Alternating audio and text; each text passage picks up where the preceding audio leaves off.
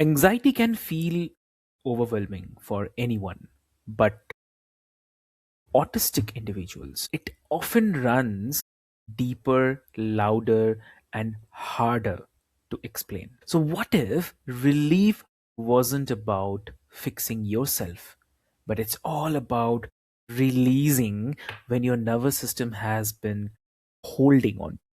And today's conversation explores an unconventional, deeply personal path to calm. So, before we begin, a quick disclaimer, dear listeners, just I want to share, like, Lawrence is a hypnotist, not a doctor, and everything shared today reflects his personal experience and the professional opinion, and it's definitely not a medical advice. Please consult a qualified healthcare professional before making any medical or, I'd say, lifestyle changes, right? So, hey, dear listeners, welcome back to another powerful episode of Mind Meets Machine. I'm your host, Avik, and today I'm joined by a lovely guest, Lawrence Bartley. So, welcome to the show. Thank you very much for having me. It's wonderful to be here, Avik.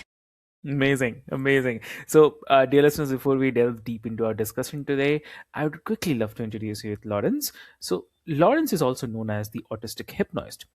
So, he is a hypnotherapist who specializes in helping autistic people reduce the anxiety informed by his own lived experience as an autistic person who overcame severe anxiety through hypnosis. So, we are talking about hypnotherapy, autism, and anxiety, what actually helps, what doesn't, and how regulation can feel possible again. So why to wait? Let's get started. Welcome to the show again.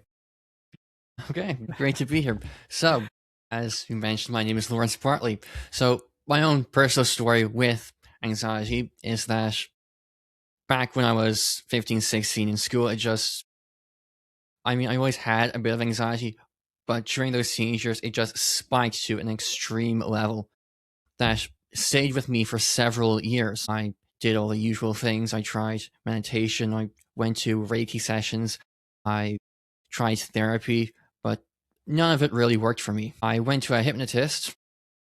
Well, I actually went to a hypnosis training. And during the hypnosis training, worked with a professional hypnotist, and the anxiety, I could physically feel it release from my nervous system, melt out of my body. And then it just disappeared.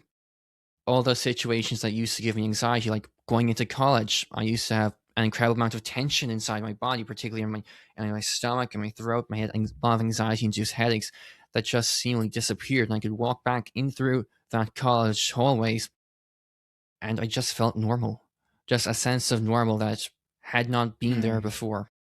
Exactly. So, I mean, uh, before you became a practitioner, you were someone living with the anxiety for the years, like I mentioned before. So, I'm very curious, like, how did anxiety actually show up in your body and the daily life back then? So, if you can share. Yeah, so anxiety, everybody feels anxiety a little differently. But for Hmm. me, it was always severe tension in my stomach, tension in my chest, in my throat, anxiety-based headaches. You could wake up and just feel a sense of dread coming into my, into my body. It was just an awful lot of just really horrible negative sensations inside of my body that I felt.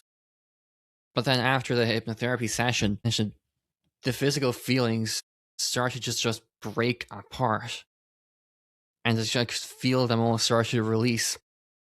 And after the hypnotherapy session was done, I actually felt this weird flood of just warmth just throughout my entire body. And then, like I said, all the places that used to go and give me anxiety, like being in college, just started to disappear. Okay. So, like, and obviously, thank you so much for, naming that so clearly, because it's very important, because many autistic listeners recognize the symptoms, but not always the source, right? So, that is also something which is, I feel, very important. And I thought I shall start with this. And when we talk about the autistic people, I believe, autistic people and the anxiety. So, I believe that there are misconceptions also. Like, one thing I hear often, that autistic anxiety is something that you just have to live with. Like, from your perspective, I mean, if you can share, like, what is the biggest misconception about anxiety in autistic people? Well, I think you just mentioned it that you just have to live with it. I don't believe that anymore. I don't Hmm. believe that anybody autistic or neurotypical has to live with anxiety anymore. I mean, if you think about it, babies when they're born, they don't have anxiety. Correct. Anxiety is something that just I believe it gets wired in, and I think that if you can learn anxiety, because I think it is something that your body ends up learning as a means to protect you, although not a very effective means. I believe that if your body can learn it, it can also unlearn it. So I believe that everybody who has anxiety can release all those negative feelings that cause the anxiety to happen, all that bottled down anger, fear, guilt, shame, because that's where anxiety comes from. All sorts of negative emotions that we've just been repressing inside of ourselves. And you release all those emotions, then your brain just doesn't need anxiety anymore. All that negative emotions have just been drained out of your system. Okay. So, I mean, how does that belief affect the way people seek help or give up too early? Well, if you don't believe you're going to be healed, I know a lot of people who just they just sort of give up on themselves because if Hmm. they don't see a solution where they can get help, and they're not going to start seeking other solutions. So I think it's incredibly important that people believe that there is actual hope for them because if you think something's impossible, you will make it impossible for yourself. Got it. Understood. So that means, obviously, it reframes the anxiety from being a permanent trait to Yeah, something changeable. So, I yeah. mean, also, let's talk about the traditional approaches. I mean, why those traditional approaches don't always land. So the traditional approach is usually cognitive behavioral therapy, which I did. I was in therapy for several years, but it just never worked for me.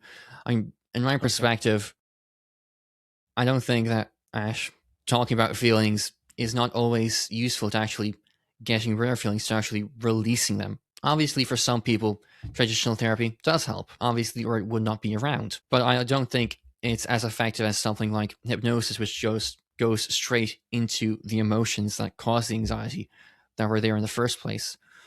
Because I mean, there's a lot of people who've been in therapy for several years, and if you're in therapy for several years, I'm afraid it's not actually working. So Got it. yeah. Got it.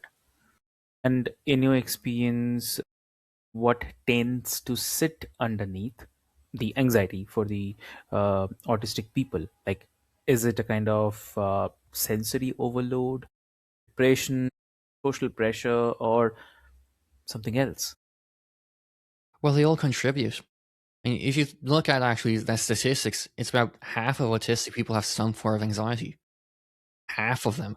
We compare that to neurotypical people, it's maybe 10%. Like Hmm. it's a massive difference. And like you said, sensory overload. As an autistic person, I still have. I can have sensory overload with certain Hmm. situations. I can remember one time my sister used to start playing saxophone, but for some reason it just triggered something in my brain. I couldn't stand it. And people could start complaining that it could not be that bad for me. And it's like, no, you don't get it. It really is that bad for me. So sensory overload, people not understanding them. There's also a social problem as well, because one of the traits of autistic people is we're not the best at picking up on social cues, unfortunately. Hmm. And if you can't pick up on social cues, both positive and negative social cues as well, if you can't pick up on negative social cues, people can get angry at you. But if you also can't pick up on positive social cues, the social cues that show that you are loved, that people love you, then you end up feeling like you're not actually loved, even if those cues are there, but you can't see them, if that makes sense. Makes sense. Makes sense. So, like, um, regarding repression, how does repression, specifically, build up over time in the nervous system? Anything, if you can share? Yeah, so pretty much what happens is that People throughout their lives, they get all sorts of negative experiences. But what happens with anxiety is particularly during childhood, you take all those negative experiences and just start bottling them down. Anxiety is a whole bunch of emotions that need to be processed, but have just never been processed. I mean, I remember one client I worked with, he had social anxiety, and the cause of the social anxiety came back to when he was 3 years old. His parents took him to a beach, but they needed to get something from the car, so they both left to get the thing from the car. And he remembers being 3 years old on the beach, all alone, his parents walking away, and he Hmm. just felt alone. He felt abandoned. He abandoned, and it caused a social anxiety that I must always be liked, I must never be disliked, so that I can never experience that sense of abandonment again. Even though his parents, they were back after 15 minutes, they just needed to get something from the car, but his 3-year-old brain couldn't understand that at the Hmm. time. So all that fear and terror of feeling abandoned, it gets bottled down into the nervous system. And then if you have social anxiety, usually you can start to build up a sense of bitterness as well and anger, because if you have social anxiety, you have needs, but the needs are not being fulfilled. Because if you say you have needs out loud, there's a risk that people will reject you. And social anxiety is all about, I must never be rejected ever again. So there's also a whole bunch of anger that can get bottled down as well. And it all needs to be processed. And hypnosis is a tool that can help people process all of those bottled down emotions so you can Hmm. release them, so you can get rid of the anxiety and feel stable and normal and confident even. That's true. That's definitely true. So, okay. And also, you often say that hypnosis melted the anxiety out of your system. I mean, what actually changed for you? I mean, after that 20-minute session, if you can highlight that as well. Yeah, it was only 20 minutes. During the hypnosis training, the instructor only gave us 20 minutes to do the entire session. And I felt the instructor first, she wanted me to feel the anxiety in my system, to activate the part of my brain that had it. So she wanted me to feel the problem, to think of the problem. And I did. I thought of the problem, and this big, just horrible ball of tension just started to appear inside of my body. But after the hypnosis was done, the tension imploded in on itself. I could feel something breaking apart and melting, and the tension got released. I was able to relax. I could breathe easier. I could feel warmth around my shoulders just spraying throughout my entire body. I physically felt something change in that hypnosis session, which is why I ended up going back to more hypnosis sessions, becoming a hypnotherapist to help other autistic people get rid of their anxiety too. So, I mean, obviously, that's really, really powerful, especially because you're describing calm as a physical state and not just a mindset. So, Yeah, exactly. So, let's get it practical. Like, for someone who is autistic who feels that anxious but skeptical or nervous about the hypnotherapy, what would you want them to understand first? the biggest reason people get nervous and anxious about doing hypnotherapy is they still think it's some sort of mind control. It's not. Hmm.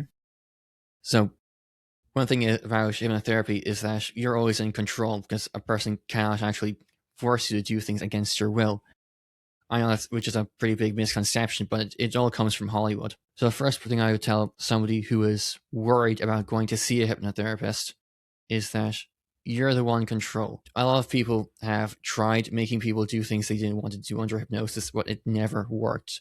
And some people think it's mind control because they see it on a stage show. Well, a stage show is entertainment, and quite frankly, if you get enough people in a room, some people are just comfortable acting strange in front of other people, especially when you give them the excuse, oh, it's not me acting weird, like, I don't know, riding a giraffe or something, whatever stage hypnosis decides to have them do. No, it's not me, it's because I was hypnotized. Hmm. So, Okay. well, a big misconception is definitely that hypnosis is mind control. It's not. You can't control another person's mind. The only mind you can control is really your own. Exactly, exactly. And what does the safe and respectful hypnotherapy experience look like for the autistic clients? So, every hypnotist does it a little differently. What I like to do is I like to start people off with a whole bunch of neurological exercises. It gets the body involved. Usually it's just a sort of just tapping on certain parts of the body. If anybody's familiar with EFT, emotional freedom technique, then they might recognize the tapping sequence as being EFT. And the reason I do that is because there's two real types of hypnosis. You can do it through overstimulation, which is sort of what people used to do in the ancient times when you had shamans beating drums and chanting and overwhelming people's senses so that they could give suggestions that went right past into the unconscious mind, past the logical brain, because the conscious mind was overwhelmed by all the senses that it just couldn't think. So I start off every session by having people working their bodies. The next thing I do is I'll go into and do a more traditional hypnotherapy approach where I put the people into a hypnotic trance, where I guide them into it and start giving them all sorts of suggestions. That's the other type of hypnosis, which is over fatigue, where the body just sort of relaxes down, just becomes completely relaxed, and just the conscious mind just starts listening, and all the hypnosis suggestions can go straight into the other person's unconscious mind, where they can choose to accept them if they're useful or get rid of them if they're not.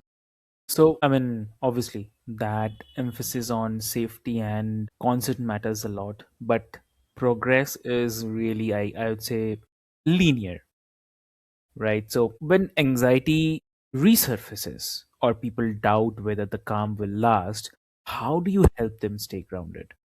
Well, one thing that people should realize is in that hypnotherapy, anxiety doesn't come back. So that's probably a pretty big claim to say, but once you process the emotion, there's nothing for anxiety to stand on anymore. So with nothing to anxiety to stand on, it doesn't come back. Now, sometimes it happens that people have multiple anxieties that can all feel the same way.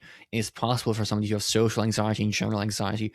Some people consider fears and phobias to anxiety. You could definitely have multiple fears. And PTSD needs the anxiety on steroids.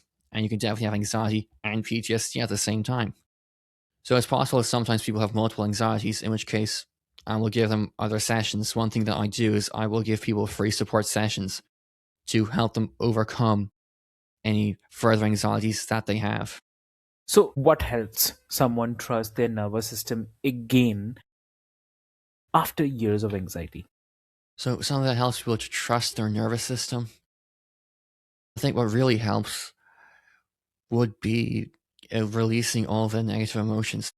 What it all comes back to, I probably sound like a broken record repeating it, but that is at the end of the day, what it all comes back to is releasing just all that horrible gunk that has been stored up inside our minds, all the limiting beliefs, the I don't feel safe, I don't feel loved, that I feel like I'm a horrible monster.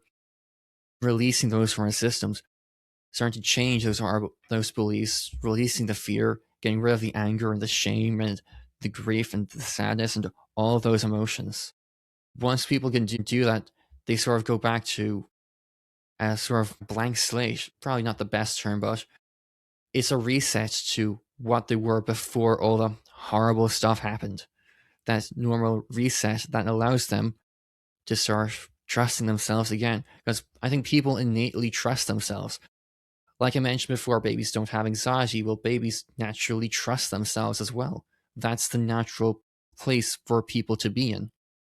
That's the natural mindset for people to be in. But all the things holding us back from getting there is stuff that we acquired over life through just bad experiences. Maybe we had teachers who taught it. Maybe we had parents who gave us limiting beliefs instead. I once worked with a person for money beliefs.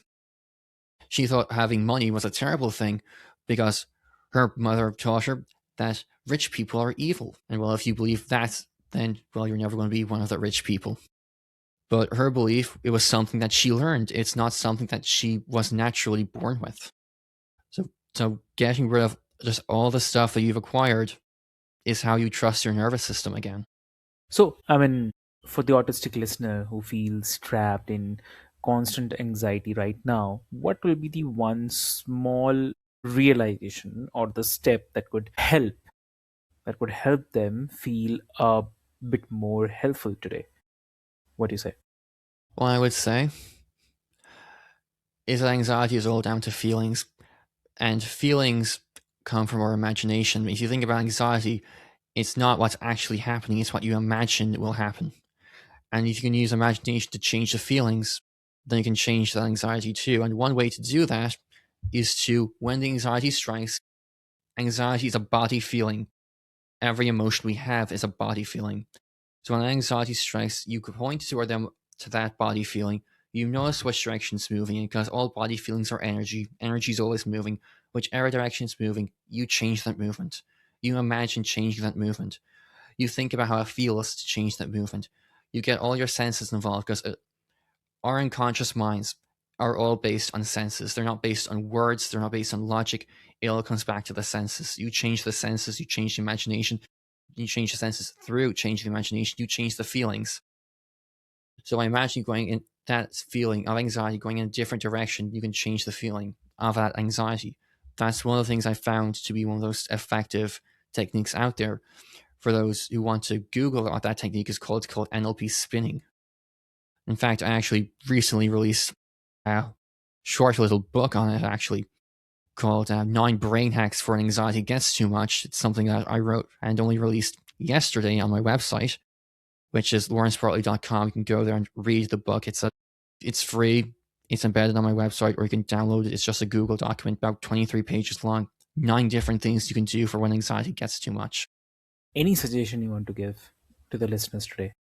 Any suggestion is to believe that healing is possible and then find a way to heal. For me, hypnotherapy was the method that I used. Some people might find traditional therapy helpful. I didn't. I know a lot of people don't, especially if they've been in it for years, but some people do. But if you have anxiety, anxiety can leave. It really reduces the quality of your life. Having that constant state of fear just whenever you leave your comfort zone, or even being in your comfort zone, having all that anxiety come back. So to any listener, find a way to heal and start making the healing happen. Find a way to do it. Because anxiety, you can overcome it. I genuinely believe that everybody can overcome anxiety. Got it. And if listeners want to connect with you, where they can connect? Well, they can connect on me on my website, lawrencebartley.com. There's a contact me page there. They can join my email newsletter. I call it the Labyrinth newsletter, because I like to imagine us going deep into a labyrinth and slaying all the monsters within ourselves. And they can connect with me on the social media, X, formerly known as Twitter, the Autistic Hypnotist at @Laura_Bartley. Those are the main places where they can connect with me. Lovely. So, dear listeners, what I'll do is I'll put all the links into the show notes for your easy reference. And here's, before we move, I would love to say one thing, that anxiety is not your identity, and calm is a learnable state, even for the nervous Yes. systems that have lived in survival for the years. Right? So, if this conversation resonated with you, dear listeners, take it as a kind of permission to explore support that honors how your mind and body actually work. You are not weak for needing help, you are a human, right? So, with this hope, this is Mind Meets Machine with your host Avik, and thanks for listening. And I'll see you in the next episode. Thank you so much.